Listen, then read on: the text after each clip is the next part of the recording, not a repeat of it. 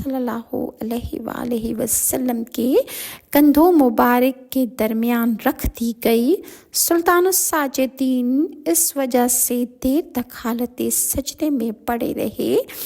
رسول اللہ صلی اللہ علیہ وآلہ وسلم کافی دیر جب تک وہ گوجری آپ کے کندھوں پر پڑی رہی سجدے میں پڑے رہے اور کفار ملعون آپ کو دیکھ کر ہنسنے لگے، یہاں تک کہ ہنسی کے مارے کفار ایک دوسرے پر گرنے لگے۔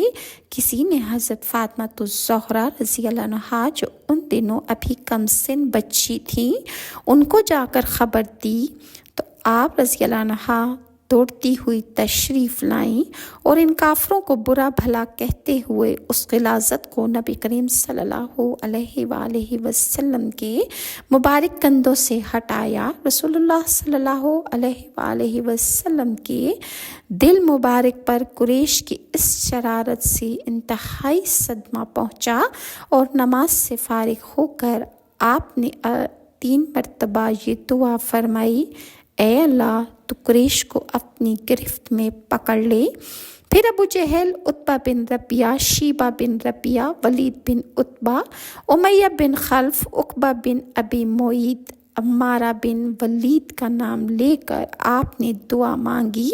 کہ اے الہی تو ان لوگوں کو اپنی گرفت میں لے لے، کیونکہ یہ لوگ اسلام کے اور رسول اللہ کے سب سے بڑے دشمن تھے۔ حضرت عبداللہ بن مسعود فرماتے ہیں کہ خدا کی قسم میں نے ان سب کافروں کو جنگ بدر کے دن دیکھا کہ ان کی لاشیں زمین پر پڑی ہوئی تھیں، پھر ان سب کفار کی لاشوں کو نہایت ذلت کے ساتھ گھسیٹ کر بدر کے ایک گھڑے میں پھینک دیا گیا،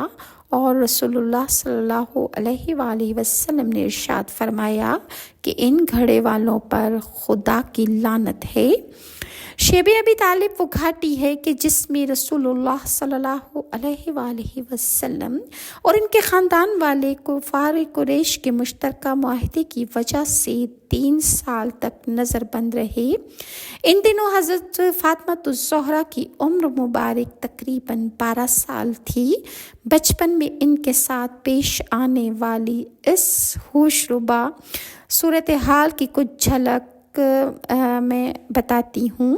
حبشہ کے بادشاہ حضرت نجاشی کے اسلام قبول کرنے کی وجہ سے وہاں کے مسلمانوں کا اکرام اور بھی زیادہ ہونے لگا اور کفار کے بھیجے ہوئے وفد کو ذلت کے ساتھ جب لوٹنا پڑا، اس واقعے سے کفار قریش کا غصہ اور بھی زیادہ بڑھ گیا۔ دوسری طرف حضرت عمر کے ایمان لانے نے ان لوگوں کو اور بھی جلا کر خاک